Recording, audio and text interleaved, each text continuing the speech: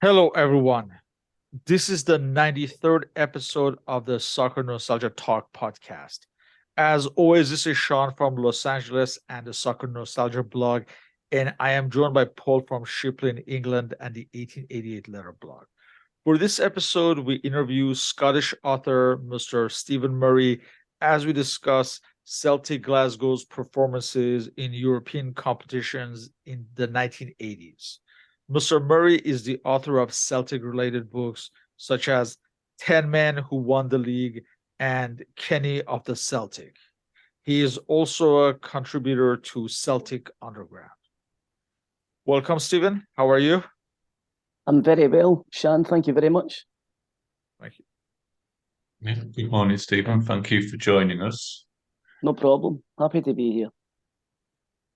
Could you just introduce yourself and say a little bit about your history with football? Yeah, I am 57 years old and I've been going to Celtic games since 1972. As Sean has kindly said there, I've wrote a couple of books about the period of the 1970s and the 1980s. And I'm a Celtic season ticket holder and go to all the home games and some away games. These days, away tickets are a wee bit harder to come by.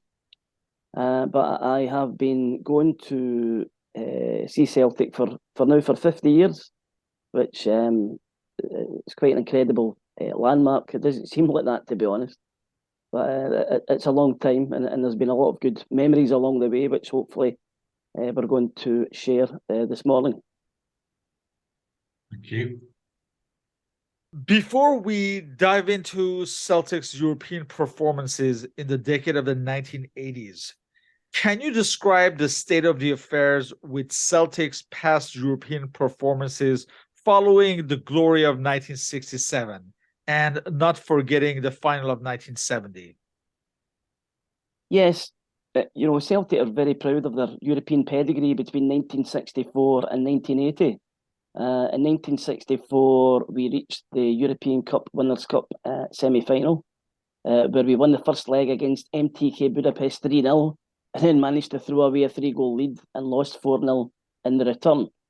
In 1966, with Jock Stein now in charge, we got to the semi-final against Liverpool, Cup Winners' Cup again, and lost in rather controversial fashion to Liverpool after a Bobby Lennox goal was disallowed at Anfield in the second leg.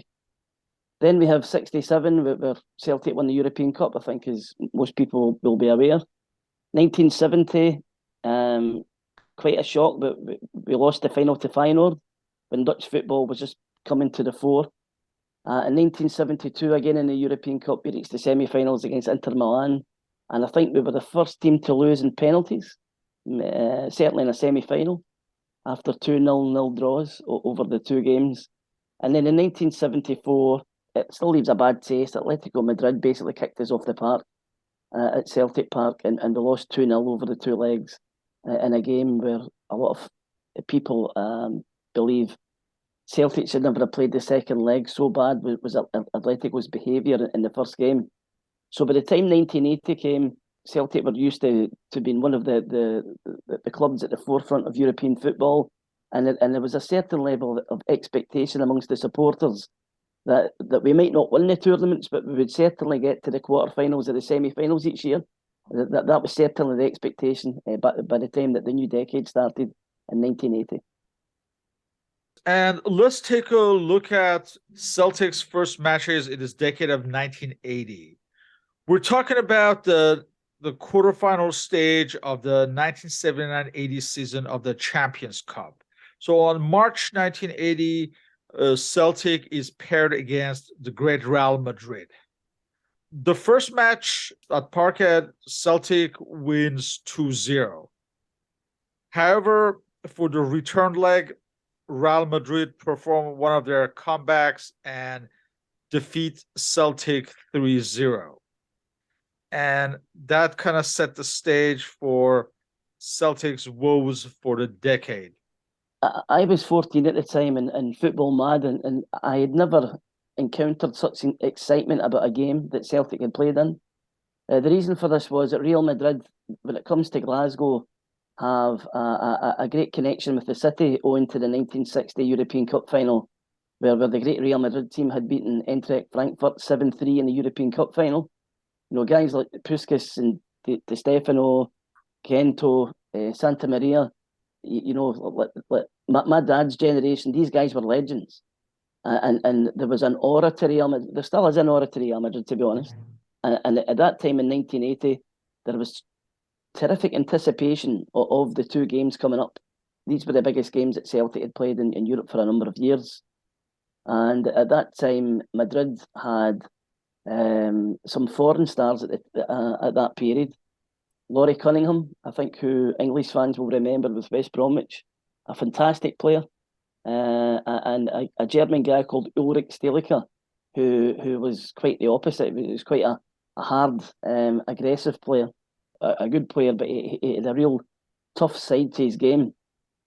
So when you added that to the likes of Juanito, Santillana, Camacho, who were all Spanish internationals at the time, there was tremendous excitement in Glasgow and around Celtic. And that first leg where Celtic won 2-0 is still one of my favourite memories. I think for guys my age who support Celtic, they'll always bring that game up as one of their favourite memories. There was 67,000 in the ground that night. Celtic Park at that time was the biggest club ground in the UK. Far exceeded the capacities of the big English teams like Arsenal and Manchester United and Liverpool. The only club ground that could compete with it was Hampden, which Queen's Park played in, but of course Queen's Park never attracted such crowds because it was a national stadium. And, after having won the first leg 2-0, there was great excitement that somehow we would make the semi-finals, and then you're only one step away from the final. And for the second leg, it was probably the first time that a large Celtic support had travelled to Europe to watch a game outside a European final. This was an age whereby that coaches had better facilities, such as toilets, for example, which made it more accommodating for people who wanted to travel long distances. Things were just a wee bit more comfortable. So an estimated 3,000 Celtic fans set off by either bus or plane to Madrid, full of anticipation. And, it was such a disappointment on the night that we lost 3-0. George McCluskey, who was a Celtic striker at the time, missed a terrific chance in the first few minutes. And we often feel if he'd have scored, that would have given us the away goal and meant that Real would have needed 4 goals to win. That's not out with the bounds of possibility because Real were a good team, and there was 110,000 in the Bernabeu that night, generating a terrific atmosphere. There was a wee bit of disappointment back in Glasgow as well because the game had originally been thought to be covered live to let the fans back in Scotland see the game, but owing to Real Madrid having sponsorship on their shirt, then BBC wouldn't allow this at the time because BBC had a strict rule against sponsors being shown on shirts. So we all listened in radio, and it was very disappointing. But on the night, I don't think anybody would argue that Real probably deserved to go through. And the feeling was that Celtic had froze on the night, and that we hadn't performed as well as we could have, and it was ultimately a very, very disappointing experience. Next, the following season, 1980-81 season, Celtic Glasgow is involved in the Cup Winners' Cup. For the first preliminary round, they're against a Hungarian side, Diós Győr. These are rather easy matches for Celtic. The first leg at Parkhead, Celtic wins 6-0 with McGarvey scoring a hat-trick and McCluskey scoring twice. Actually, Celtic loses the away leg with Charlie Nicholas scoring their goal in a 2-1 loss. Next, in the first round, Celtic is paired against Romanian side Politehnica Timișoara. The first leg at Glasgow, Celtic wins 2-1 with Charlie Nicholas scoring both of the goals. However, in the second leg, Politehnica they eliminate Celtic by defeating Celtic 1-0 and winning on the away goals rule. However, the second leg is marred with much controversy. Well, the first leg, to be honest, the game was in the bag at 2-0, and then Polytechnica scored a goal late on in the game, which gave them the away goal, which in those days was a big advantage. That was disappointing from a Celtic perspective. And for the second leg, we were still quite confident we would go through, because I don't think the Romanians had shown a great deal in the first game. And the expectation was that Celtic would possibly have too much for them to go through to go through in the second leg. There wasn't any the game wasn't televised back in Scotland, so we were very much at the mercy of the journalists who were there reporting back. And in those days, it was the Iron Curtain, so very few fans were able to travel. Indeed, if any were able to travel. There was a Greek referee who was very weak from the start, and the feeling was that he wasn't protecting some of the Celtic players. And I think the Celtic management team had been protesting from the bench. Another thing which was very strange was that loud music was played throughout the game on a loudhailer system. And the Celtic players from that period said that was a very unusual atmosphere to play in, because they could hear the music on the pitch. This was against UEFA rules at the time, but nothing was ever done really. So the game, Celtic sort of were playing quite well until the sendings off. Roddy McDonald was sent off and Frank McGarvey was sent off. The referee, the Greek referee, was described at the time as being eccentric, because he was letting the Polytechnica players away with very heavy challenges, but he seemed to be penalising the Celtic players for mediocre things. I've got a vague memory that Peter Latchford, the Celtic goalkeeper, was booked for time wasting. That seemed to be contrary to what the referee was letting the Polytechnica players away with. So just when it looked as if Celtic were going to hold on and go through, they lost a goal, which in itself was very controversial at the time, because the ball came in from the wing and Celtic goalkeeper Peter Latchford looked to be impeded, so much so that when the ball fell to Roy Aitken, he felt it was a foul, and he stopped momentarily, and when he attempted to clear the ball broke and Polytechnica scored, with the Celtic players still under the impression that it was a foul against the Celtic goalkeeper.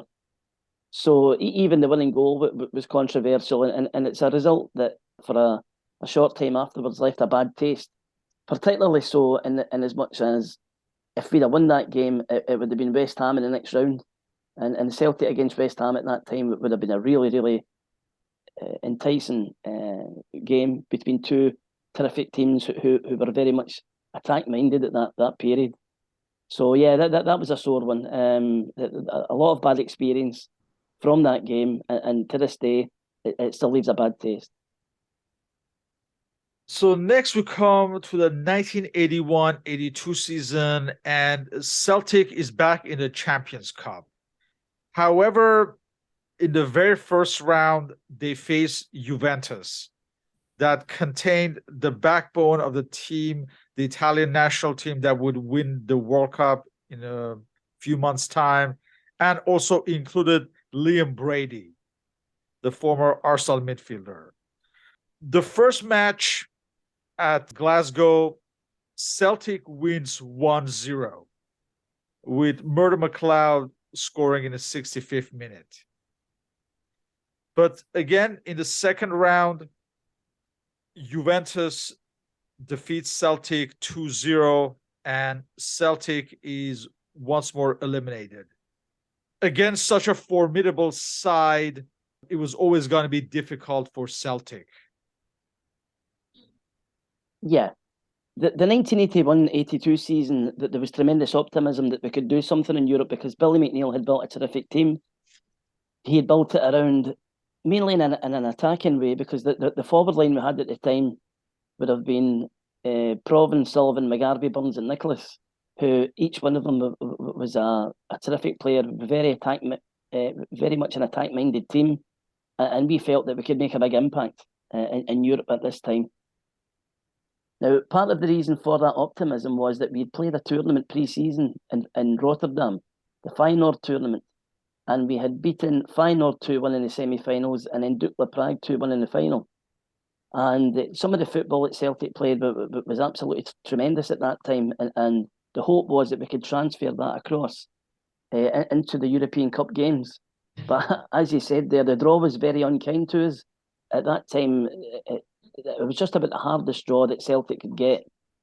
And although we knew that the Juventus players, the Juventus team were full of terrific players, I don't think we appreciated just how good they were, and that would come to the fore at the end of the season when something like 8 or 9 of them were part of the Italian team which won the 1982 World Cup.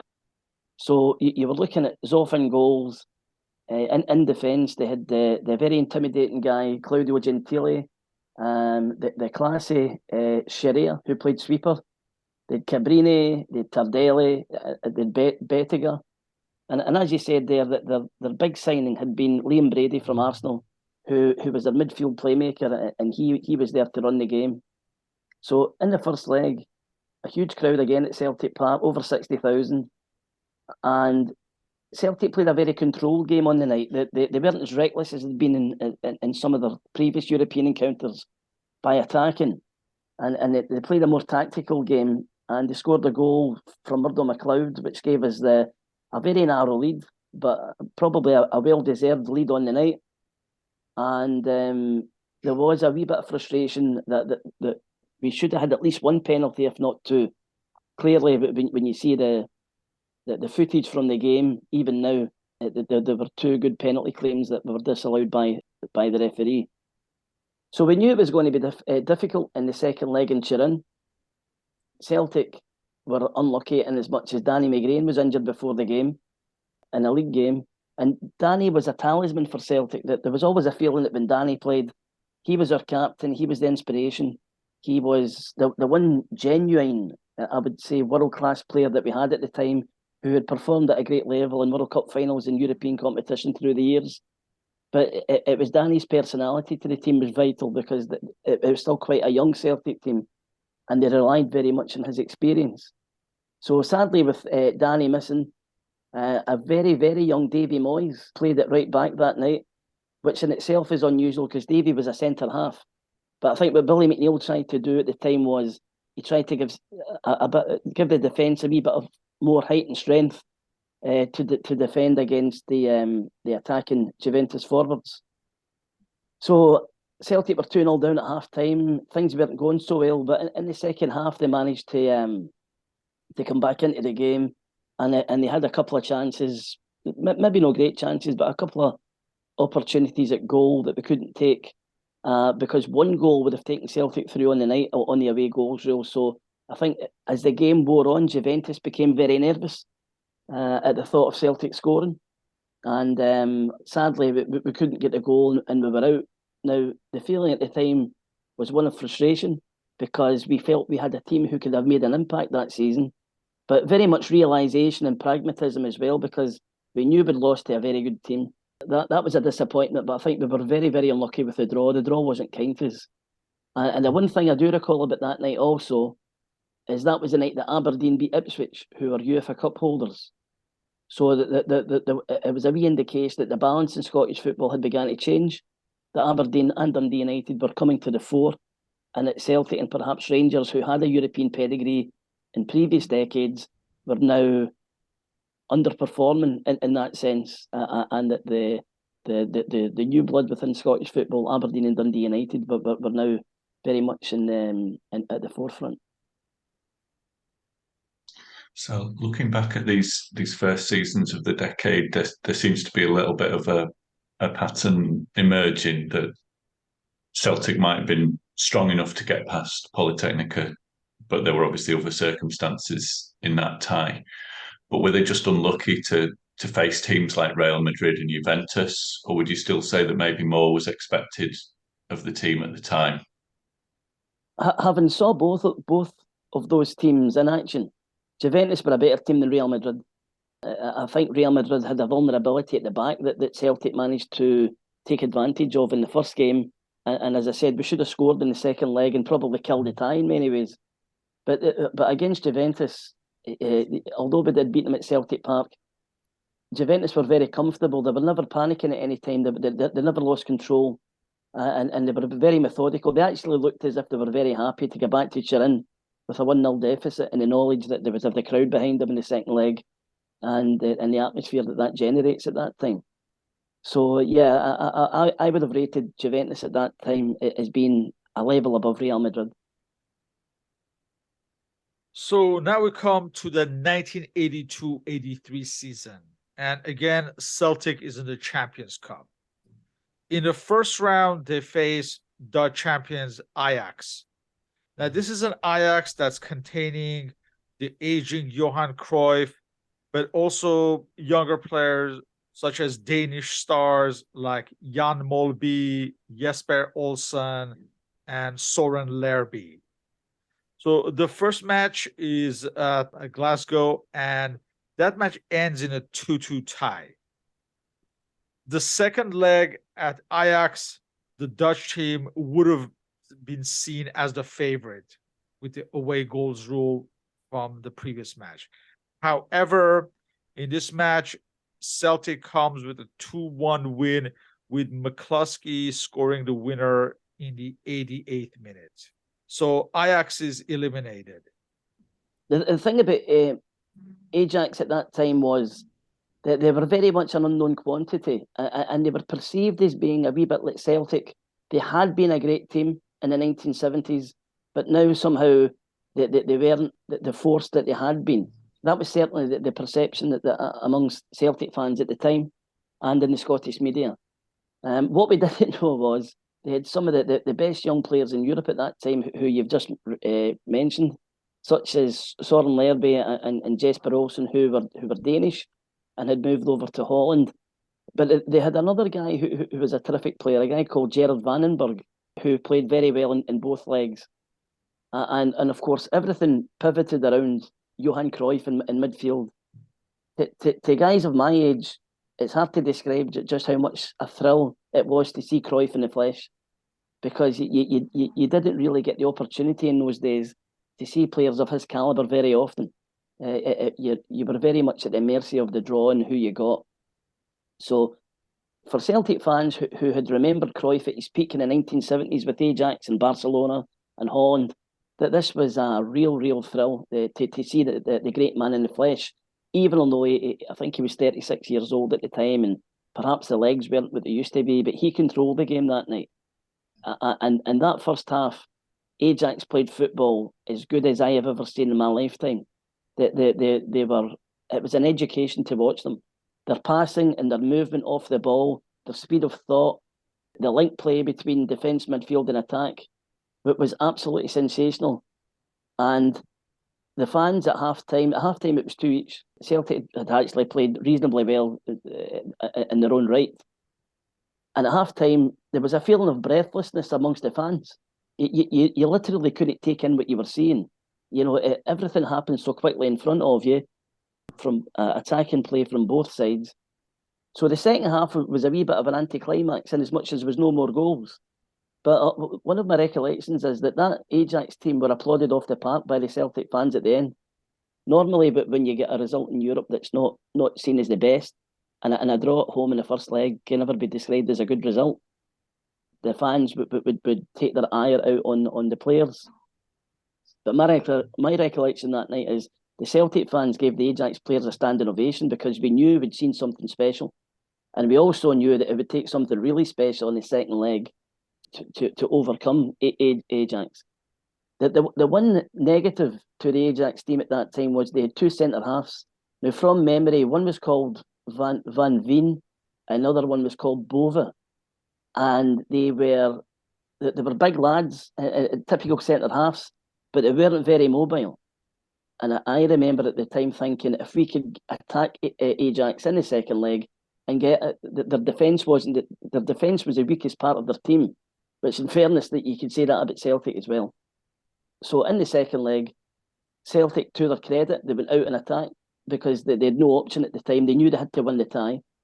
And we managed to, I think we took Ajax by surprise. We took the lead, and at half-time we were leading 1-0. Things were looking really, really positive. But in the second half, as you may expect, Ajax threw everything at us. And they got the goal, which would have took them, I think Van den Berg got the goal, which would have took them through to the next round.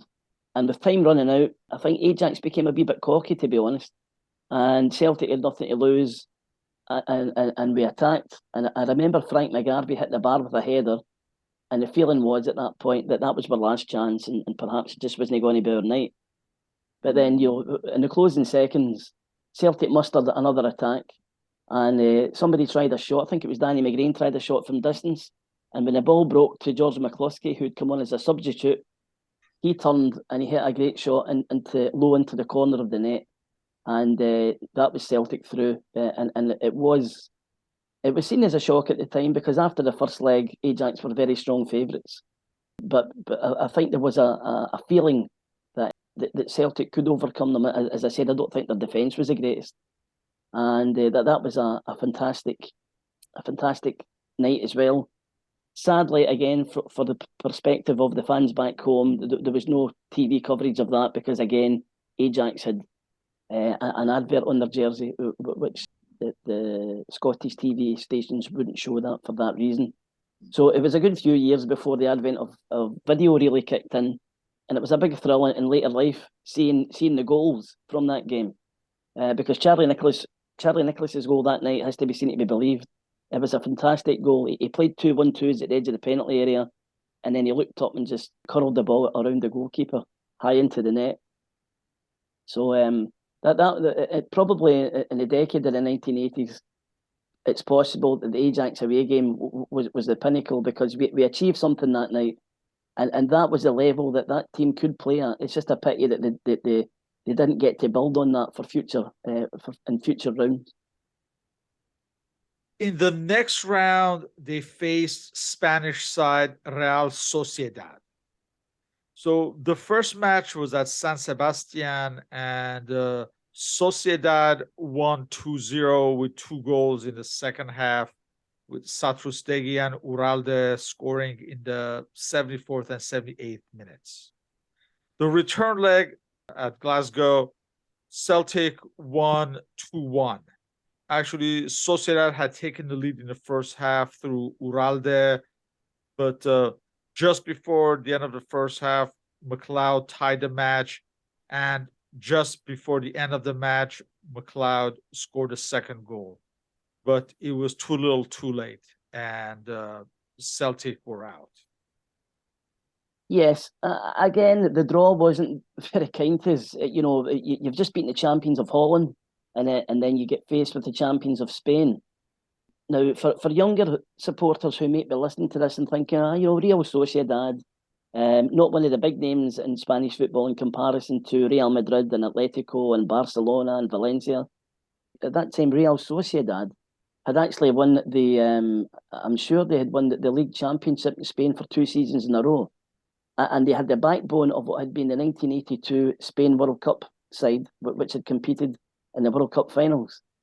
Probably their most famous player would have been the goalkeeper Arconada, who was renowned at that time for his goalkeeping displays for club and country. But they also had other guys as well. They had Satrustegui, who was a terrific striker. They had a guy called Lopez Ufarte, who was a winger. And probably their best player for me anyway was a guy called Zamora, who was a midfield playmaker, and he was a terrific talent. He was a real class act. And in the first leg, Celtic had actually coped with them quite well before 2 late goals conceded. I think one particular was a deflection, which was really, really unlucky. My recollection of the time was that the Real Sociedad pitch wasn't the greatest. I think some of the Celtic players had commented on that afterwards. So by the time we get them back to Celtic Park, we know it's going to be really difficult, 2-0 down. But really what killed us was that they scored the first goal in the night in the first half. And it was a real poor goal to lose. And it was indicative at that time of Celtic's weakness. It was a bog standard corner kick that got played in, and the Celtic goalkeeper Pat Bonner did not deal with it very well. And as you said there, Uralde scored, and that killed the tie. I mean, the atmosphere that night just fell totally flat. And although Celtic did well to come back and win 2-1, there was never any indication that we were going to claw back that deficit, because with the away goal, it meant that Celtic needed 4 goals. And, Real Sociedad were quite happy just to play the game out in the knowledge that they were comfortable, and that Celtic never really got close to them to pressurise them at any point in the game, despite winning the game 2-1. But there's an interesting aside to that, because above the big enclosure at Celtic Park, we used to have flagpoles. I think there was about 7 or 8 flagpoles. And on a European night, obviously we would fly the flag of the opposition team, and also of the referees and the linesmen, and you would get a variation of European flags above the big enclosure, which really added to the atmosphere on that night and gave it a wee bit. It was something that the fans always looked forward to seeing the flags on the flagpoles, because it was a reminder that this is a European tie. Now, the one thing that really puzzled everyone that night was there was this flag on the flagpole, which the best way to describe it was it looked like a green, white, and red Union Jack flag, and nobody had a clue what it was. And really, what it was Real Sociedad are very proud of their not so much that they're Spanish, but they have an identity of coming from what they call the Basque country. So what Celtic did that night was rather than flying the Spanish flag, they flew the Basque flag. And I always remember that afterwards that the Real Sociedad directors were absolutely ecstatic that Celtic had did that. They saw that as a real example of good sportsmanship, and also that Celtic had the thought to do that. That had never been done for them before in any European tie. In some ways, probably it gave them a wee bit of inspiration when they looked up and saw their flag. I don't necessarily think that was a good thing. It might have inspired the Real Sociedad players to greater effort. But it was a nice touch of Celtic to do that, and it's something that Celtic fans of my generation always sticks in our mind, seeing that flag for the first time, because we didn't know what it was, and of course these days I think younger people are aware of that kind of thing, but at that time it didn't have the publicity. So now we come to the 1983-84 season, and Celtic is in the UEFA Cup. So in the first round, they face Danish side Aarhus. So the first leg at Glasgow, Celtic wins 1-0 with Aitken scoring. In the second leg at Denmark, Celtic actually wins a bigger score, 4-1. Next, they face Portuguese side Sporting, which is a Sterner test. So the first leg at Lisbon, Celtic lose 2-0, with Rui Jordão scoring both goals. It looked like Celtic might be eliminated, but in the second leg, they stage a comeback and defeat Sporting 5-0, with Burns, McAdam, McClare, McLeod, and McGarvey scoring. We come to the third round in November and December. Celtic faces Nottingham Forest. Nottingham Forest are Brian Clough. So the first leg in England at the City Ground, Celtic comes with the scoreless tie to have somewhat of an advantage for the return leg. However, for the return leg in December at Glasgow, Nottingham Forest wins the match 2-1 to eliminate Celtic. We have Steve Hodge and Colin Walsh scoring for Nottingham Forest before McLeod pulls a goal back with 10 minutes remaining. Can you describe the atmosphere of this all-British matchup versus Nottingham Forest, who eventually would reach the semi-finals that season? Yes, a wee bit like the Ajax game that we played the previous season. Great anticipation of playing Nottingham Forest, who had a great European pedigree at that time under the legendary manager Brian Clough. But again, a wee bit like Ajax. This wasn't the great Forest team of 3 or 4 years previously. And to be honest, Celtic weren't the team that they had been under Billy McNeill, because David Hay had became manager at this time, and we had lost Charlie Nicholas and George McCluskey, who were huge players for Celtic. They were absolutely terrific strikers. Not only did they score goals, but they were very, very good footballers. And it took us a wee while to recover from that. Davy Provan was also injured in the run-up to that game, which meant that Celtic played without a winger because we didn't really have a replacement at that point. And there was certainly a feeling that any Scotland-England European tie is going to have a special feel to it, and this was very much the case. But, you know, that from the Nottingham Forest team, from my recollection, there was only Viv Anderson and I think Ian Boyer who were left from the glory days. So the likes of Trevor Francis and Peter Shilton and even John Robertson, who'd been a match winner for Nottingham Forest in their glory years in Europe, these guys weren't there anymore, and it was a new breed of younger player. And to be honest, we weren't very aware of them at the time. I mean, guys like Steve Wigley, and you've mentioned Hodge. I think Peter Davenport was there as well. Chris Fairclough at the back. These were fairly new names to us, and you know, football didn't have the exposure that it's got now. You didn't see so many games. Well, certainly, there wasn't the exposure of live games which you get these days. So the feeling was that this wasn't the great Nottingham Forest team that we were facing. It was a Nottingham Forest team who, no doubt, were very, very good, but maybe not at the level that they had been 3 or 4 years before that. The first leg, Celtic were very, very happy with the 0-8 draw, because the feeling was that getting Forest back to Celtic Park with an inexperienced team in Europe, with a young team in Europe, that we could take advantage of that. But the one frustrating thing for me throughout the 1980s period is Celtic never coped well with the away goals rule.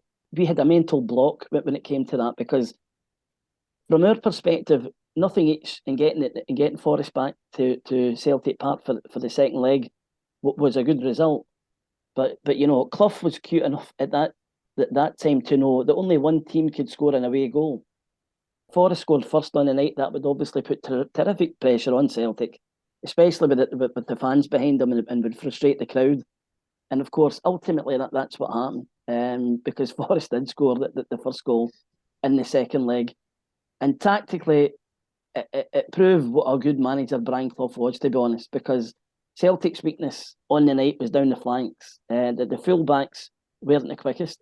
Danny McGrain, still a terrific player and an inspiration to Celtic, and he was the Celtic captain. But Danny wasn't maybe certainly didn't have the pace that he'd had in his earlier days. Danny would have been in his mid-30s at this point. And the other full-back on the night, I think, was Matt Reid, who went on to have a really good career at Charlton Athletic down in England. But I think Mark himself would admit that he wasn't quite the fastest. So what Forest did that night was they took advantage down the flanks, and both their goals came from wide positions. And they were basically 2-0 up within, with about 20 minutes to go. And Celtic didn't play badly on the night. Tommy Burns hit the bar with a great shot at 0-8. Things may have turned out differently had that went in. We had another couple of half chances, but it proved that Clough didn't panic after the first leg when it was 0-8, and he had the experience in European football that he took advantage of. And I think Celtic were tremendously naive, in as much as we probably played too much attacking football, in the sense that Forest were able to hit us and break down the flanks, and that's where their 2 goals came from, as I've said. So although we got a goal back near the end, the first goal that night, I always remember that when Forest scored in the second half that night, the feeling was that we're not going to score 2 here. And certainly Forest were good enough to go and score a second themselves. So very frustrating, because it could have turned out differently, but again, another indication of what a great man Brian Clough was in terms of tactics and European experience. Well, this season seems to be Celtic's best performance in Europe, at least in terms of advancement, and defeating a side like Sporting could be considered as progress, and losing to Nottingham Forest at the time was no shame. What's your opinion of this campaign as a whole? Yeah, the campaign as a whole, again, it basically sums up the decade as one of great frustration. The Sporting Lisbon game at Celtic Park is still very fondly remembered by Celtic fans from that era, because we were 2-0 down from the first leg, and to all intents and purposes, I don't think anybody held out much hope. But an amazing first half that night. Celtic took a 3-0 lead, and then in the second half went on to win 5-0. And it was another indication, perhaps, as the Ajax game had been in Amsterdam, of how well this Celtic team could play on their game. But the strength of the team was midfield to front. The weakness of the team was in the goalkeeping position and the back four. And we didn't really, looking back on it now, we didn't really have the structure and defence to cope with the level of opposition we were playing at. And I think tactically as well, we were still very naive in as much as I've described. We thought nothing each away from home against Nottingham Forest was a good result, and it's certainly not the worst result. But, it meant that the tie was still hanging in the balance, and I think Celtic were maybe a wee bit overconfident getting into that game, and ultimately that's what cost us. Now we come to the most controversial season in that decade for Celtic, the 1984-85 season, where Celtic is competing in the Cup Winners' Cup. The first round, they face Belgian side Ghent. The first leg at Belgium, Celtic loses 1-0, but they win in the second leg 3-0, with McGarvey scoring twice and McStay scoring one. The next round, Celtic faces Austrian side Rapid Vienna. The first leg at Vienna, Rapid wins 3-1.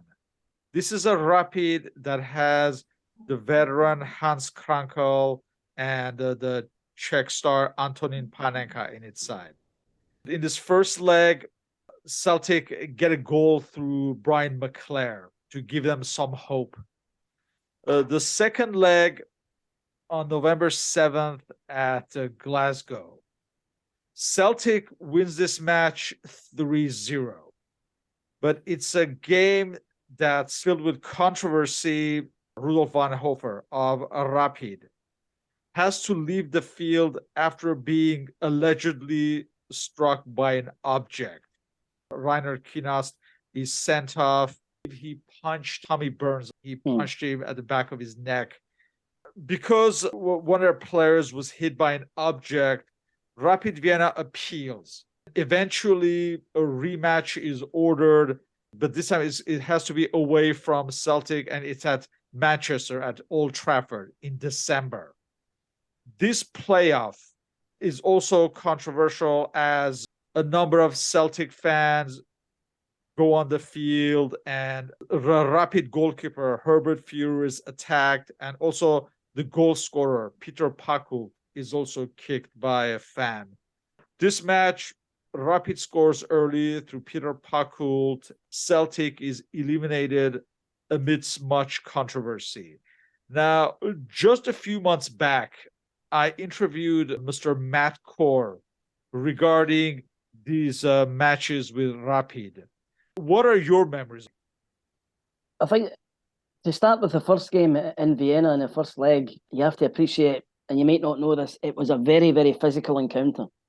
Rapid were the tackling that night left a lot to be desired, and Alan McInally was ordered off for Celtic for retaliation, because he eventually became fed up with the lack of protection he was getting from the referee. So when it came to the second leg, there was a wee bit of animosity still there from the first game, which was always going to make this an interesting tie. What gave Celtic hope was that just for once, a wee pattern had begun to emerge for Celtic in Europe, with the exception of the Ajax game in Amsterdam, whereby we weren't scoring away from home and getting the away goals.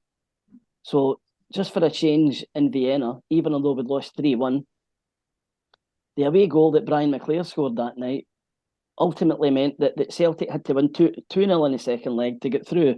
And the feeling was at the time that wasn't insurmountable, that we could certainly, at Celtic Park with the crowd behind us, we were capable of winning it, beating any team, to be honest, 2-0. And the really frustrating thing about on the night was that this was one of Celtic's best European displays from the period, and in fact for a number of years. It was a controlled performance. We were totally in control of the game. There was never a period at the game but were Rapid dominated or that Celtic felt threatened. And some of the goals we scored that night were terrific. The first goal in the night was Davy Provan, who was a terrific player for Celtic at that time.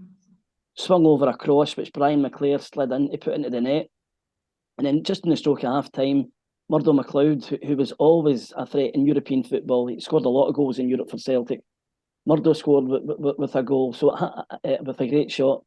So at half-time, that Parkhead is absolutely bouncing because we are now through. Technically, at that point, we're through with the 2-0 lead on the away goals. And the feeling was in the second half that we were controlling the game so well that we would go on and win convincingly. In fact, people, myself in particular, were thinking that this is going to be another Sporting Lisbon tie. We'll win 4 or 5-0. Now, in the second half, Celtic were more cautious. I think that the fact that they had the fact that they didn't want to be too reckless because they had the lead, and we did manage to get a third goal, which was quite controversial. And as much as Rapid complained that Tommy Burns, when he scored the goal, he had knocked the ball out the keeper's hands, but when he'd slid in to get it. So Rapid realised at this point that the game's running away from them and things aren't going too well. So late on in the second half, there was a lull in the game and a bottle was thrown from the Celtic enclosure, which landed on the grass, clearly landed in the grass. But the Rapid Vienna players stated that the bottle had actually hit a Rapid player who then feigned injury on the pitch. And without a word of a lie, it took something like 10 minutes to get the game restarted because of this. And the Rapid management team at the side of the track had all ran onto the park. And basically there was mayhem. The referee couldn't keep control. Celtic actually got a penalty at the Burns incident, which Peter Grant missed. And although the last few minutes were a wee bit nervy, especially given what had happened before in terms of the behaviour of the Rapid players, Celtic on the night ended up going through 3-0, and what had been a really, really good performance. And one of the things I remember on the night was that Danny McGrain was missing again, and Willie McStay played at right back. Now, Willie was a brother of Paul, who was an exceptional player for Celtic at that period. That was probably Willie's best game for Celtic. He was absolutely terrific on the night. We were very much looking forward to the draw in the next round to see who we would get. And a couple of weeks after the game, obviously Rapid Vienna had put in a complaint against Celtic for the bottle incident. And when UEFA heard the complaint at UEFA headquarters, they had given Celtic a fine, but also fined Rapid Vienna for the behaviour of their players. So we were happy to put that behind us, but of course Rapid appealed, and absolutely astonishingly, at the appeal, UEFA deemed that Celtic and Rapid would need to play that leg again, but also that the game would have to be played in a 150 miles radius away from Celtic Park. Now that meant that there was two choices basically. Celtic could either go to Pittodrie up to Aberdeen, or they could go down to Old Trafford in Manchester United's ground and play at one of the big English teams that fell within I think it was 250 miles radius that UEFA had dictated. So the Celtic directors, perhaps realising that Old Trafford held a much larger capacity than Pittodrie, decided to play at Old Trafford.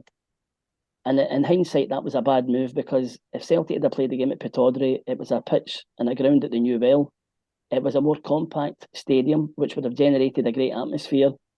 And I think that playing it at Old Trafford actually inspired Rapid Vienna players, because it was a once-in-a-lifetime opportunity for them to play in one of the great theatres of European football.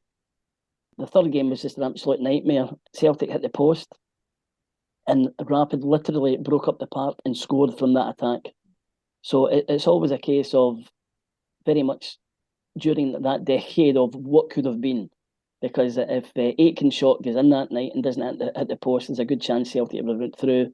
But as it was, with Rapid scoring that goal and giving them the away goal, and the whole, it was a horrible atmosphere in Old Trafford that night. It was terrible. Huge Celtic support had travelled from Glasgow to give them their backing. I think there was something like 40,000 travelled south. It was just a nasty atmosphere, and it culminated in the end, as you've already described, that a couple of the Rapid Vienna players were attacked when Celtic fans ran in the park, which is, to be frank, it's disgraceful behaviour. But over the course of the piece, Celtic were very much the injured party, because we were basically cheated. I don't know what happened at UEFA headquarters in terms of the appeal.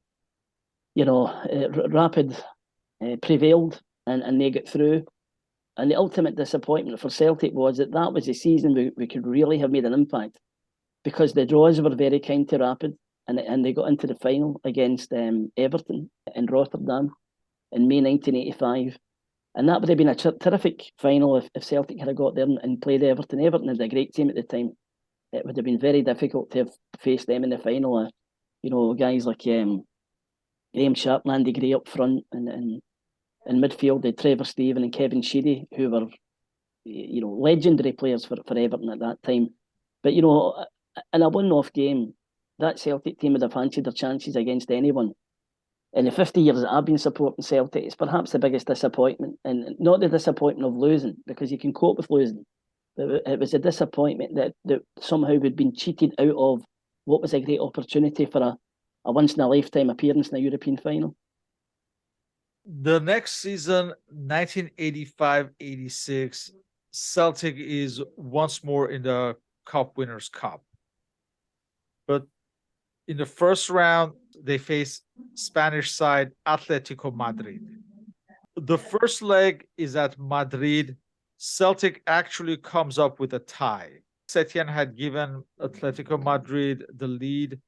In the second half, Mo Johnson in the 69th minute ties the match. The return leg at Glasgow had to be played behind closed doors as part of the punishment for the previous year's events. At home, Celtic, in the empty stadium, Celtic would lose 2-1. In the 38th minute, Quique Setien again scored for Atletico Madrid, and Quique Ramos doubled the lead in the 71st minute. 2 minutes later, Roy Aitken pulled the goal back, but Celtic lost and they were out in the first round. Was this just a case again of being unlucky to face such a strong team at the starting hurdle, another team that reached the final of the competition this season? Yeah, there was a wee bit of frustration in as much as the draws were never kind to us in the 1980s. But it has to be mentioned that the coefficient had now kicked in at this point. So basically what that meant was, if you kept losing, then the next season you get harder opposition because it was seeded. Whereas Aberdeen and Dundee United at that point were winning their games in Europe and were getting better draws than Celtic were getting, which was very frustrating. But ultimately, that's the way things were decided. One of the fallouts, as Shan has described, one of the fallouts from the Rapid Vienna fiasco was that we had to play our next tie in European football behind closed doors, a home game in front of no fans. And when we played Atletico in the first game, although Atletico had put us under pressure, Celtic had coped very well with it. Pat Bonner had one of his better games in Europe and had saved a penalty on the night. And Mo Johnson had scored a vital away goal for Celtic, which stood to give us a real good chance of going through in the second leg. But it would have been interesting with hindsight to have seen how Atletico would have coped that night with a full Celtic park behind them. with the supporters in attendance. But I suppose playing a game behind closed doors, that the players said it was quite an unreal atmosphere, almost like a training session, and it was hard to get motivated. And Atletico were able to take advantage of that. From the short highlights that were shown on TV, I can't remember the scoreline at the time, but Murdo McLeod had a shocking miss. He was in the 6-yard box and he had a goal in front of him and he put the ball over the bar. So, again, you'll see a pattern emerging here with these games that we play. That there's normally a point within the games that there's either an error made or a chance missed that could have changed things.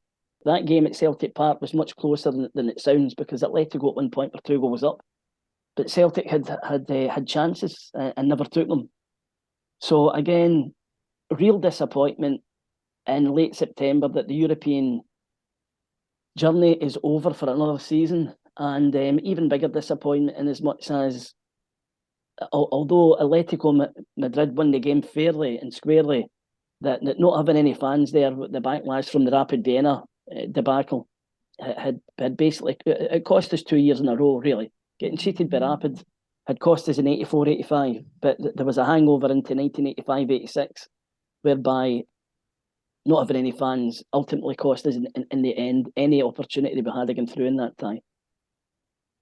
And you're right to say they got to the final that year. They were a good team. And it's another indication of how Celtic were playing teams, really good teams, over the period in that decade. We were never humiliated. We were never thrashed. It was always very, very, very close and fine margins in these games, which adds to the frustration that we couldn't do more in that decade. Next, we come to the 1986-87 season, and Celtic is in the Champions Cup. So in the first round, they face Shamrock Rovers. The first leg at Dublin, Celtic wins 1-0 with McLeod scoring. The second leg at Glasgow, Celtic wins 2-0 with Mo Johnson scoring a double. Next round, they face the mighty Dynamo Kiev. The first leg is at Glasgow, and the first leg ends in a 1-1 tie. Vadim Yevtushenko had given Dynamo Kiev the lead. With 10 minutes remaining, Mo Johnson tied the match. The second leg at Kiev, Dynamo Kiev defeated Celtic convincingly, 3-1. We have the veteran Oleg Blokhin giving Dynamo Kiev the lead. Mark McGee tied the match early in the second half, but then near the end, Pavel Yakovenko and Vadim Yevtushenko gave Dynamo Kiev a 3-1 win and eliminated Celtic. Once again, Celtic faced one of the best teams in Europe. This was the great Dynamo Kiev of Valery Lobanovsky, containing the likes of Belanov, Zavarov, and a host of other stars. Clearly, I imagine Celtic could not have been looked upon as the favorites in this matchup. No, we knew this was going to be a really difficult game, because only a few months previously we had admired the Russian team who had played in the Mexico World Cup in 1986. And the Dynamo Kiev team virtually was the Russian side. I think 9 or 10 of them were playing in it. The other thing as well, I think Kiev had won the Cup Winners' Cup the previous season, ironically, by beating Atletico Madrid in the final. So, yeah, but we knew we were up against it. Some of the players they had at the time were household names, guys like Belanov, Zavarov, Demyanenko, Kuznetsov, who ironically joined Rangers a couple of seasons later. So these guys were very, very, one of the best sides in European football. We knew it was going to be difficult, but there's two things that stand out. The first leg at Celtic Park, Celtic fans. No, I didn't witness this in the flesh. I'm going with what people have told me, because I only get into the game that night at kickoff. But some of my friends who were there that night still talk about the training sessions which Dynamo Kiev did on the pitch before the game. Because this is an era whereby teams in general just did stretching exercises and shooting drills as a method of training before the match. And the training exercises that you would see these days amongst the top European teams, the likes of Barcelona and Real Madrid and Bayern Munich, Manchester City and teams like that, that was the kind of training session that pre-match that Dynamo Kiev were carrying out. Apparently, it was fantastic to watch. It was a real education, and it was an indication as well of how Celtic, Scottish teams, and probably British teams in general had a lot of catching up to do in terms of getting to that level of fitness. They were a very, very fit team. In the home game, they proved that at Celtic Park, Kiev had proved that they were a very, very physical side as well. One of the Kiev players broke Tommy Burns' ankle that night, and the feeling was it was deliberate because Tommy was having a great game up to that point. So Celtic fell out the game after Burns went off, and Kiev scored the first goal in the night. In the second half, we managed to get an equaliser, and the feeling was that Celtic had performed very well against really, really good opposition. So there wasn't much hope going away in the second leg in Kiev. But there was much controversy at the time because the Chernobyl disaster had just happened, and Chernobyl was very close to Kiev. So at one point we thought we would need to move the game. I don't think the Celtic officials and the Celtic players were tremendously happy about having to go there in terms of health and safety. But eventually the game was played in Kiev. It was the last time that Celtic played in front of, I think, a six-figure crowd. There was 107,000 in the stadium that night. There was a very small band of Celtic fans went in the chartered flight from Glasgow. Some of the guys who were there are friends of mine and said that the Kiev people were very, very, very nice people, and it was a nice city to visit.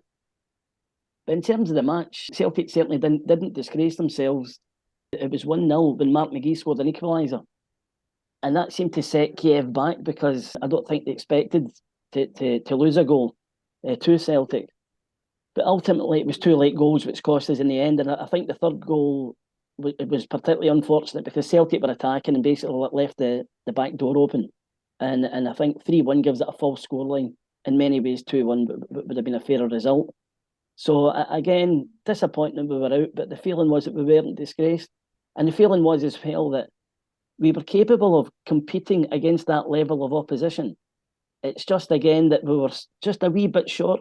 And if Celtic had been a wee bit more braver or bold in the transfer market to maybe bring in a goalkeeper and a centre-half at that period, then it's certainly the feeling of myself and other Celtic supporters that we could have made a greater impact at that period. The following season, 1987-88, Celtic is competing in the UEFA Cup.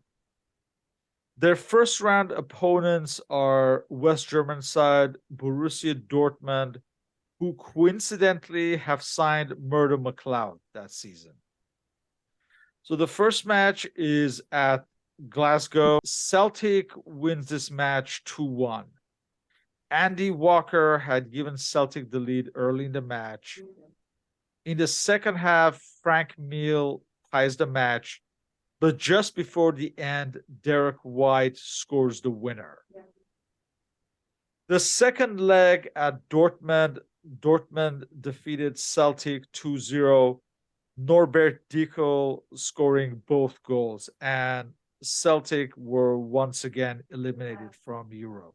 Probably the main thing is that it was very ironic that Murdo McLeod left Celtic that summer to go to Borussia Dortmund, and he had given Celtic 9 years of tremendous service. I mean, it's no exaggeration to say that Murdo is something of a legend around Celtic circles for his service and for what he'd done for Celtic over that period. He was a terrific player.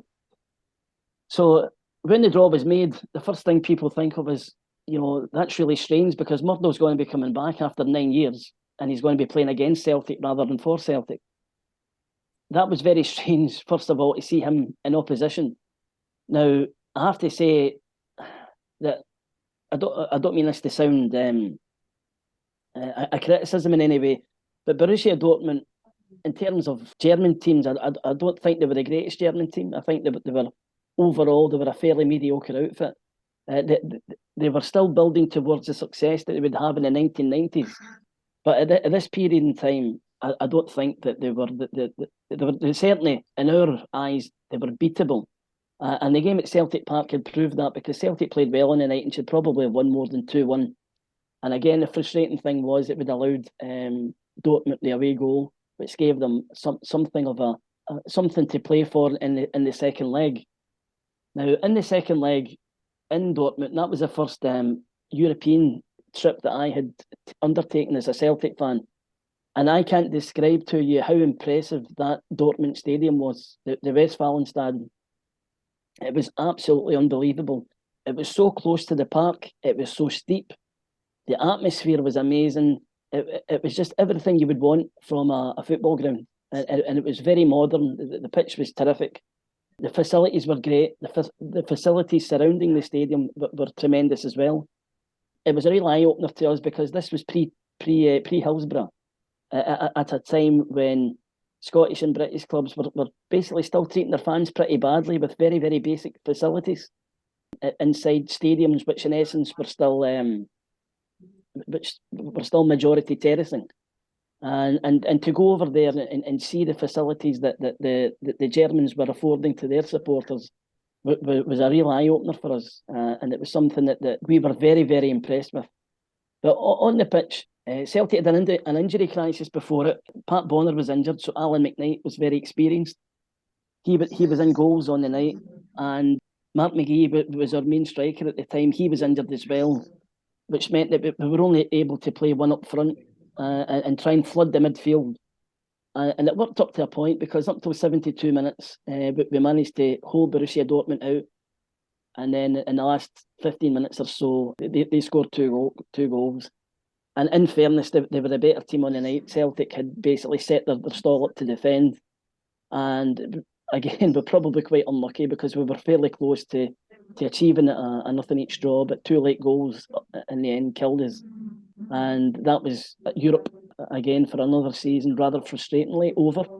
But there was a feeling that night that Borussia weren't a Dynamo Kiev, they weren't an Ajax, they weren't a Real Sociedad or a Juventus. They were very much a team who were on a level with Celtic, and who Celtic, I think, with a full squad to choose from in the second leg, might have held out on the night and might even have scored to go through.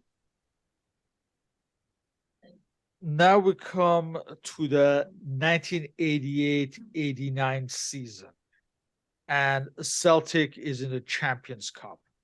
In the first round, Celtic faces Hungarian side Honvéd. The first leg at Budapest, Honvéd wins the match 1-0. In the second leg, Celtic wins 4-0, with Stark, Walker, McCavney, and McGee scoring the goals. In the second round, Celtic faces West Germany's Werder Bremen. The first leg is at Glasgow, and Celtic loses 1-0, with Thomas Wolter scoring a crucial away goal for the West German side. The second leg at Bremen ends in a scoreless tie, and Celtic is once again eliminated from European competition. There must have been quite a bit of expectation for this season following the centenary double. And once again, it seems to be a case of facing a very strong team in the West German champions, managed by Otto Rehhagel at the time. How was this tie viewed at the time? Again, we knew it was going to be really difficult, and I've got to say that for the second year in a row, we played West German opposition, and Werder Bremen were a different class to Dortmund. As I've already said, I thought Dortmund were beatable over the 2 legs, but looking at that Werder Bremen team, they didn't have any particularly outstanding players. The 2 guys I do remember, they had a Norwegian centre half called Rune Bratseth, who was a tremendous player. I mean, he was phenomenal, and up front, probably just starting out in his career, was Karl-Heinz Riedle, who of course went on to have a terrific career with Dortmund and Liverpool and teams like that.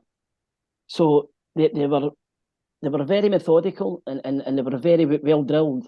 They weren't probably the most entertaining team to watch that we'd seen at Celtic Park, but they were very effective.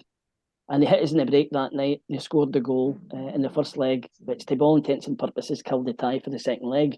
But the interesting thing about the second leg was Werder Bremen, it was almost as if they didn't know whether to twist or stick. Ultimately ended up playing a fairly defensive game, which allowed Celtic to get onto them. And again, it's a game that I attended in the second leg in Germany. And the only time I think McAvenny hit the bar in the second half. That was the closest we got to scoring. Because although we had a lot of possession, we weren't really putting them under much pressure or creating many chances. And as the game wore on, the feeling was that Celtic weren't going to score, and that Werder Bremen were quite happy just to play the game out in a classic continental fashion.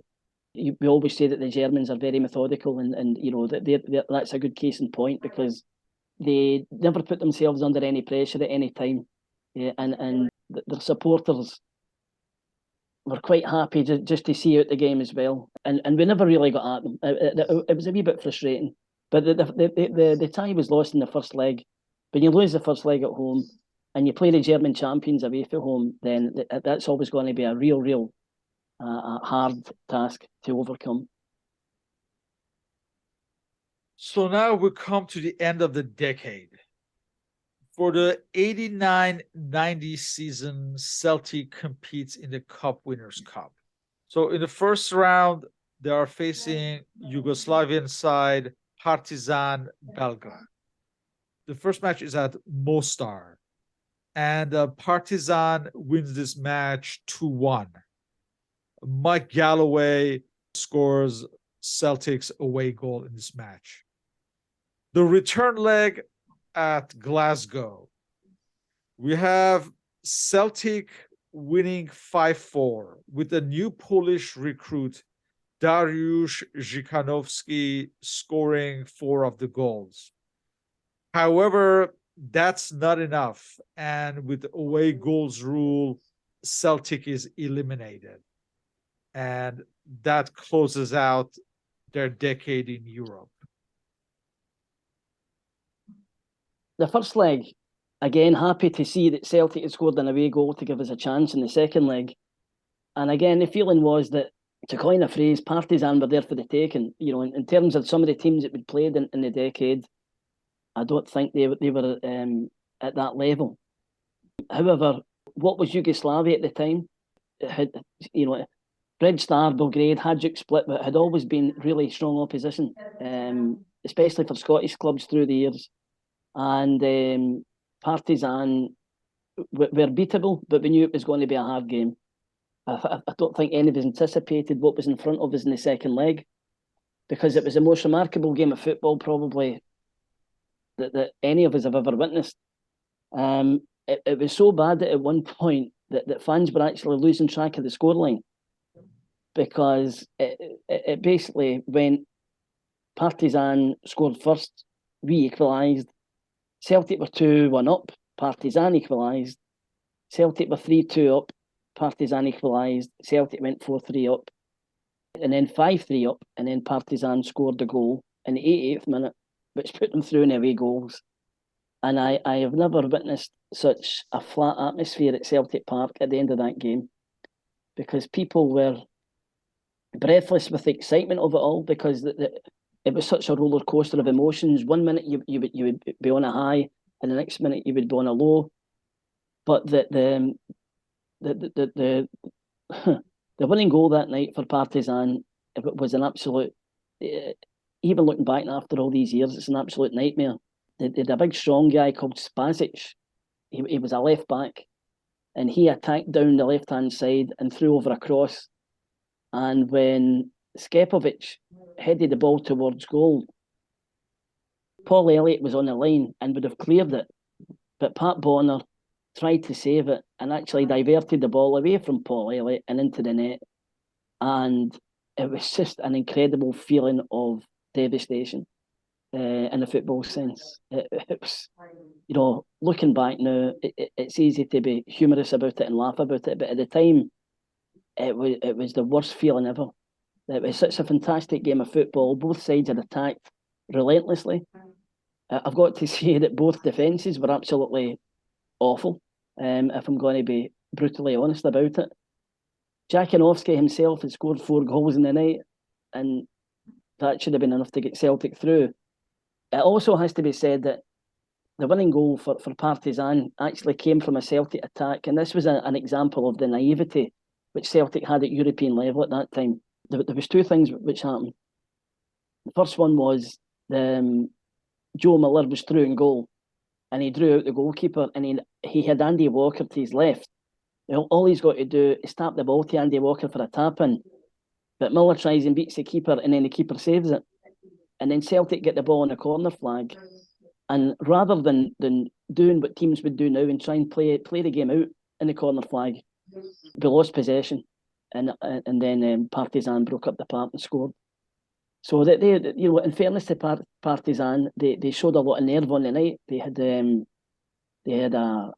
clearly done their homework, in as much as they knew the Celtic defence was vulnerable, and they took advantage of that. But it's very difficult for me to sit here and portray to you after all these years the feeling at the end of that game leaving Celtic Park, because it just felt as if it was the worst feeling in the world at that time. It was really, really hard to describe. So after the double in 1988, Celtic really struggled a bit domestically for the next decade. Do you think they could have prevented that with better runs in Europe over these years, or are the 2 completely unrelated in your view? The one thing I've got to say is that by the time the Partizan Belgrade games came, we had a hangover from the previous summer, and it's still difficult to talk about this day because it raises so many emotions. That Maurice Johnson had signed for Celtic at the end of the 88-89 season. He certainly signed a document of it might not have been a contract as such, but he signed a document to say that he would sign for Celtic that summer and join Celtic.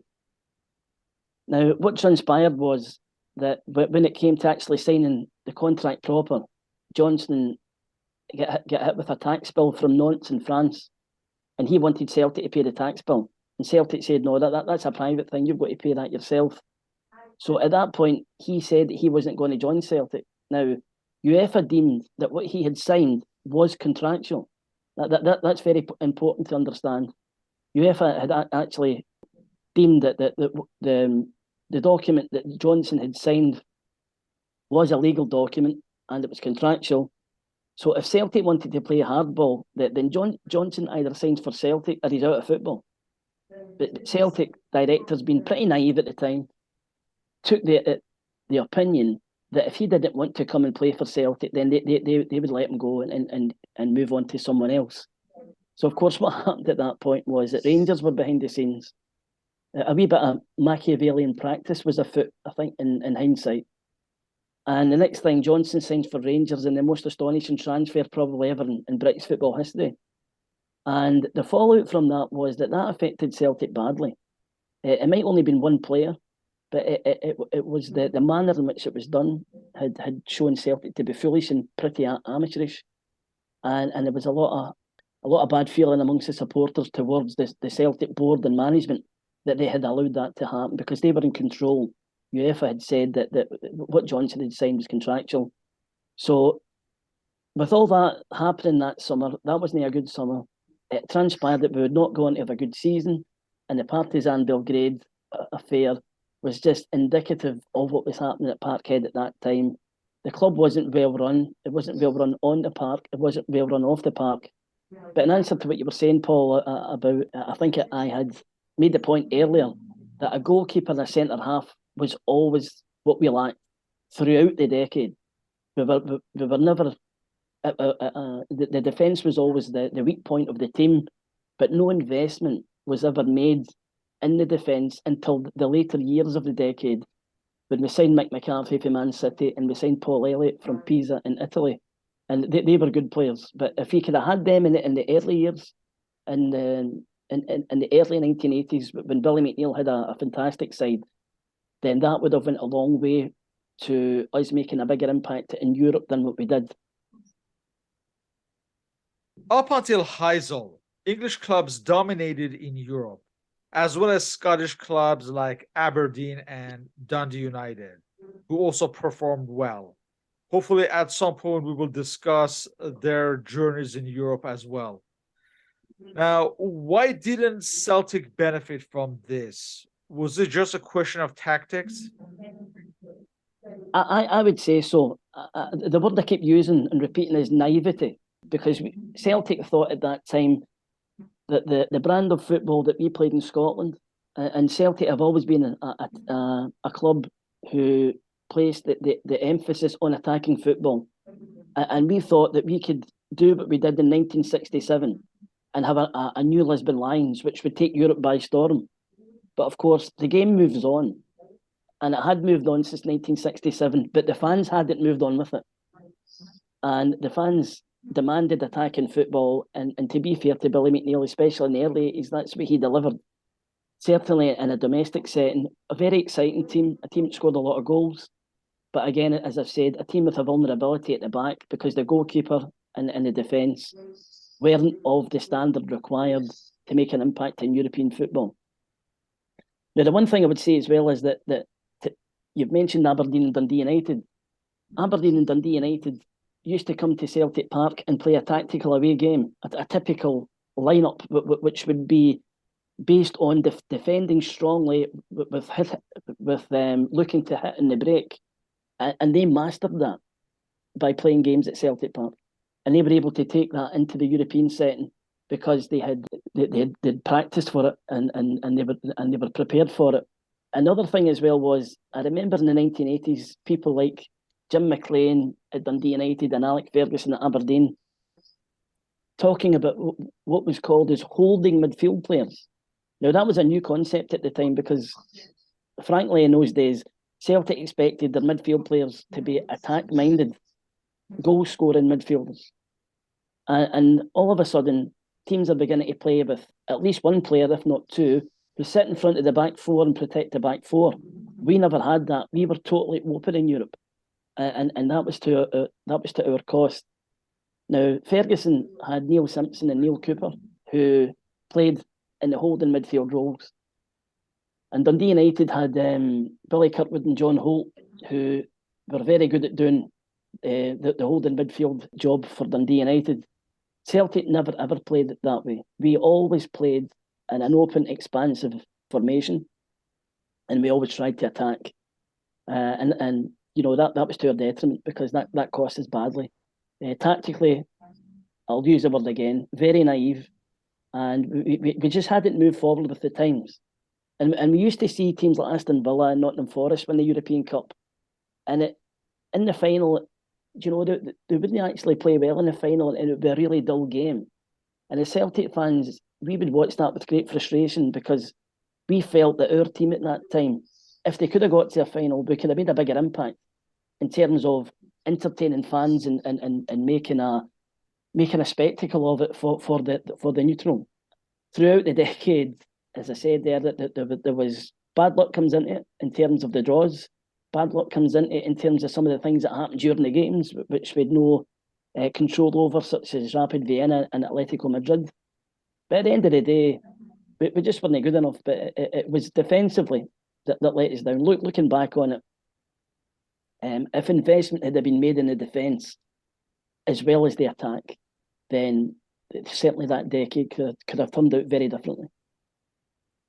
Yeah, Celtic did win the league title 4 times over the decade, but there was a feeling that they were maybe no longer the dominant force. As we've said, you know, there was stiffer competition from Aberdeen, certainly under Alex Ferguson and Dundee United. Do you think there's any correlation with that and the performances in Europe? You mentioned the coefficient earlier. Mm-hmm. Yeah, as I said, the more games that Aberdeen and Dundee United won, certainly at the beginning of the next season, it would make their draws a wee bit easier. Whereas we found that when we were losing in the early rounds, the next season the draw would make it a wee bit more difficult because in terms of seeding, Aberdeen and Dundee United were seeded and Celtic wouldn't be seeded. So that was a big issue when it came to the draws. But going back to the defensive comparisons, Aberdeen and Dundee United's strength were in their defence.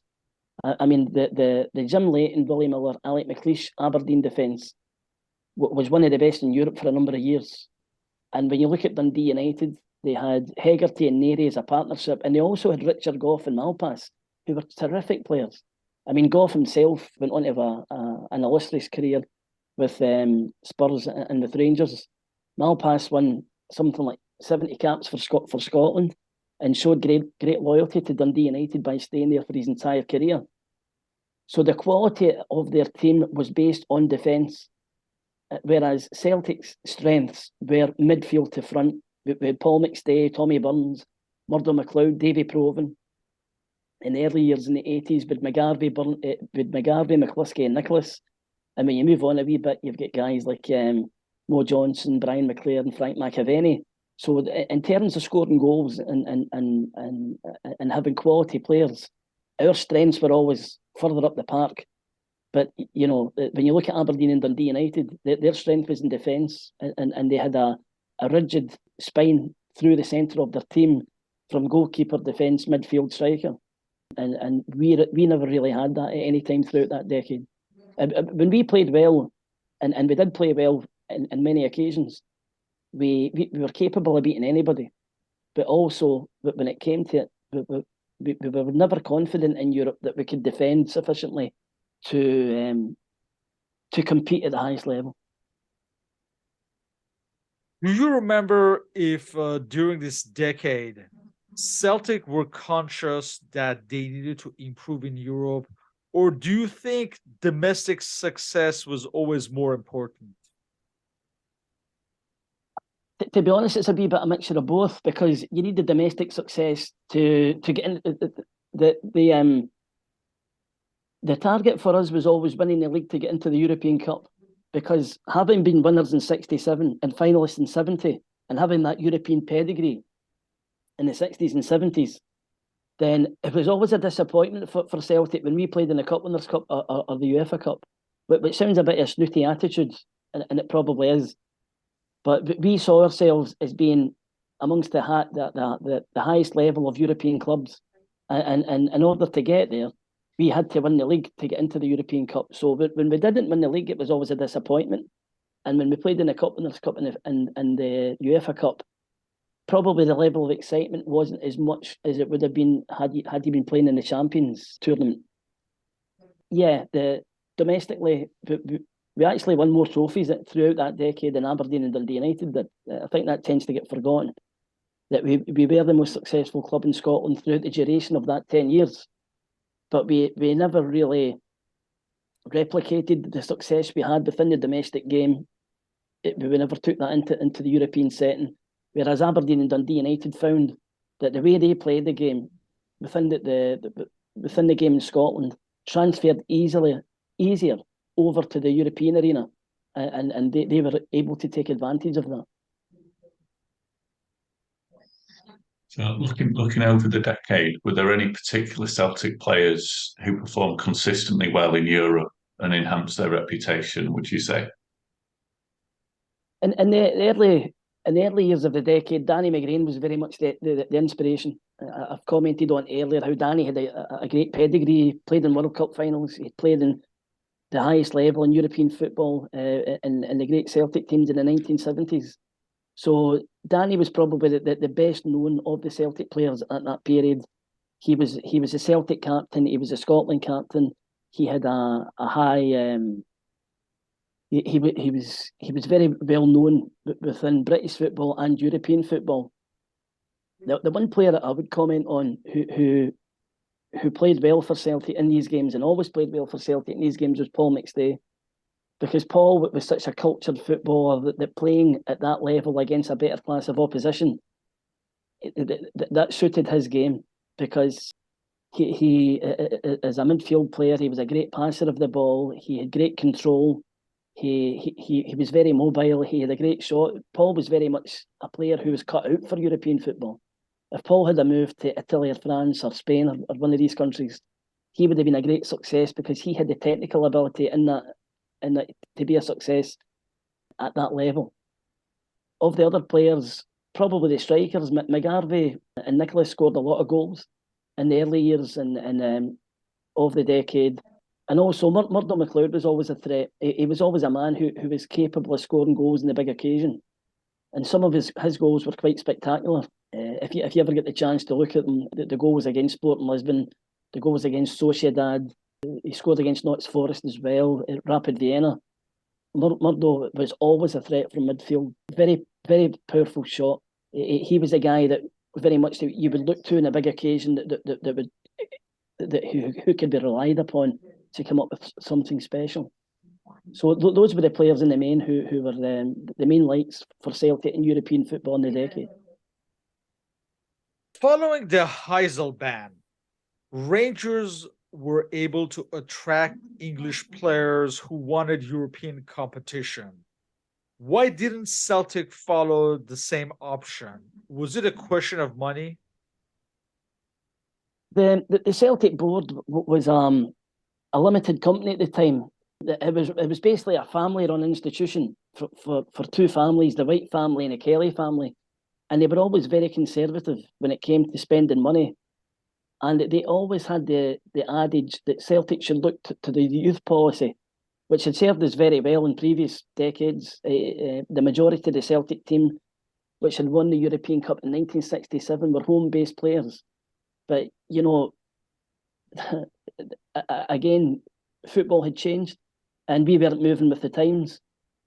And when Souness came to Rangers in 1986, you're right, he signed the England captain, who was Terry Butcher. He signed Chris Woods, Graham Roberts, and a whole raft of English players. So Celtic did follow suit to a degree, because we signed Mick McCarthy from Manchester City in 1987 for a record fee. And we also signed Frank McAvenny from West Ham a few months later, again for a record fee. But we were very much chasing Rangers at that point, because they had gained an advantage by signing the big named English players who were coming up from down south. But Rangers at that time were happy to get into debt, to speculate, to accumulate, whereas the Celtic board were very conservative and saw it as their responsibility not to put the club into debt, but to live within your means within a responsible fashion. So you now had at that time you had very different ideas within both boardrooms.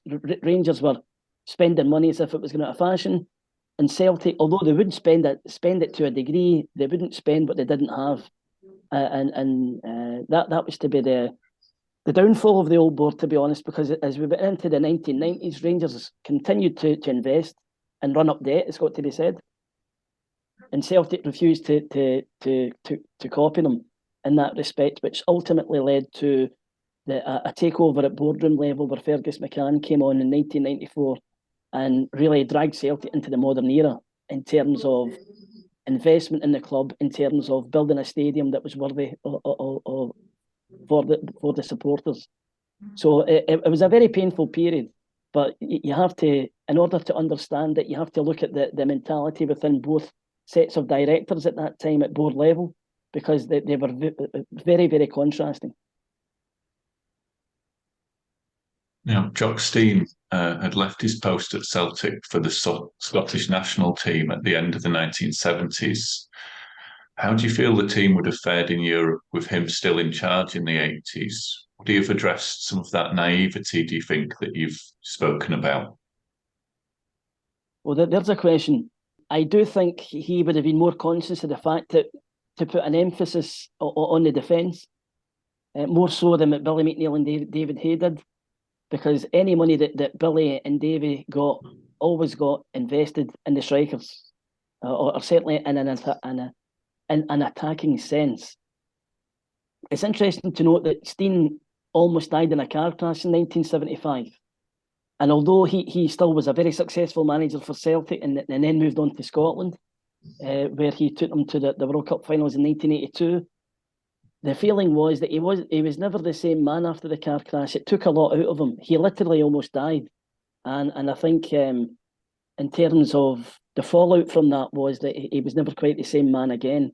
And that's not just me saying that. That's Celtic players from the period and Celtic historians who look back in that period and comment that the big man was never quite the same after that. So I think international football somehow suited him at that stage of his career, because he was in his 60s at that point. Probably his health wasn't as good as it could have been, which sadly came to the fore in Cardiff in that night in 1985 when he died of a heart attack. So to answer your question, yes, I think he would have put more of an emphasis on the defensive side of the game, because the defence was never seen as important to Celtic. And at the risk of repeating myself, the game had moved on and we hadn't moved on with it. And that cost us over the period of those 10 years in the 1980s. Is there an argument to be made about poor performances of Scottish football in general and not just Celtic? Because for the latter half of the 80s, apart from Dundee United in 1987, Aberdeen were never really a force following the departure of Sir Alex Ferguson. And even Rangers, with Souness and overspending, were not really a force in Europe. No, you're right to say that. The one thing we have to take into account was freedom of contract coming in the early 1980s. Now, before freedom of contract, teams like Celtic and Aberdeen, Dundee United, all the Scottish teams had an element of power over their players, in as much as they didn't need to sell them if it didn't suit them financially. So all of a sudden, freedom of contract comes in, and when a player's contract runs out, they can move to wherever they like. So that was always going to suit the big clubs in the big countries who have lots of money. It was never going to suit Scottish teams within the game in Scottish football. And, Aberdeen lost Gordon Strachan, they lost Jim Leighton, Mark McGee went to Hamburg, and the only players that really stayed with Aberdeen during the period were Miller and McLeish, who were the one constant throughout that period. Dundee United were the same. They lost Richard Gough, they lost Kevin Gallagher. There were other players as well, and Celtic found it very, very difficult to retain their players because, again, and I'll make the point, the game was changing. This was just pre-Bosman, where freedom of contract had come in, and players now held the power over the clubs, but that's what it comes down to. And that was to get even worse when the Bosman ruling came in. And I think agents had begun to play a role as well. I always remember in 1983 when Charlie Nicholas left for Arsenal, which was hugely disappointing as a Celtic fan. That was the first time that I'd ever heard a Celtic player employ an agent. And that agent was very influential in persuading Nicholas to move down south, because he was able to tell Nicholas what was an offer in England and all these, probably a wage structure that Celtic at that time could not compete with. And it's still very difficult to this day for Scottish clubs to compete with their English counterparts, just in terms of especially with the TV deals that we get these days, whereby Sky TV pay every English Premiership club £100 million at the beginning of each season minimum for the TV rights, whereas in Scotland the best that Celtic can hope for is probably something like 4 or 5 million. That had an effect that was to take. It was to take greater effect as the decades passed. When you went into the 1990s, the Bosman thing came in, and as I said, that made it worse. So really, the reason for Aberdeen and Dundee United deteriorating after their European success was that they couldn't keep their players in the modern age, because agents, freedom of contract, Bosman, all these things take effect. Sky TV, and it's very difficult these days to imagine Aberdeen having a player like Willie Miller, who was a real classy player, that he stayed his entire career at Pittodrie for the best part of 20 years. These days, Aberdeen would be lucky if they could keep Willie Miller for 2 seasons before the pressure would come that Miller would want to go, because he would want more money in England, and Aberdeen, frankly, would see the necessity to sell before he runs down his contract and leaves for either for nothing or for a very, very small fee. So it wasn't so much what was happening on the park that affected the Scottish clubs, it was what was happening off the park, ultimately, which was to cost us. in closing, what's the general takeaway of Celtic's European performances in the 1980s from fans and historians? It's probably a decade of missed opportunities. There was probably 3 or 4 occasions where we had really strong sides, and all it took was a wee bit more investment in the defence to give us a real good opportunity of making an impact in Europe. And some of the teams we played, and we've been through them, Juventus, Dynamo Kiev, Atletico Madrid were a really good team. There's no disgrace in losing at that level. But when you look at some of the teams that we lost to, particularly later on in the decade, Partizan Belgrade, Borussia Dortmund, for example, and going back a wee bit earlier, I think even Real Sociedad, we were a match for them. It's just that overall, teams were better. The difference was teams could defend better than we could, so ultimately that's what was costing us. So yeah, a decade of missed opportunities. Looking back on it, if we had made a wee bit more investment at certain periods, then I'm very, very confident that we could have made a real impact and achieved something memorable. As it was, as each season passed, it was almost like a pattern would emerge, that a mixture of bad luck and bad defending meant that we were never able to do what do in the 1980s, what we did in the 60s and 70s, and have those European runs and achieve something within the European arena. With that, I'd like to thank you for your participation in this interview. For any questions and comments, you may contact me on Twitter at SP1873 and my blog, and on Facebook, I'm under Soccer Nostalgia. Mr. Paul Whittle can be contacted on Twitter at 1888 letter, and his blog is the 1888 letter. You may also follow the podcast on Spotify, on Google, Apple, and Stitcher, all under Soccer Nostalgia Talk Podcast. Please leave a review, rate, and subscribe if you like the podcast. Mr. Murray's contact info has also been provided, his Twitter link, as well as links to his 2 books. Again, all this information is listed on the blog and podcast listing. So thank you once more, Mr. Murray, and hope to continue these discussions on Scottish football history. It's been an absolute pleasure speaking to you both. And thank you very much for having me on. I've really, really enjoyed it. Thank you. Thank you.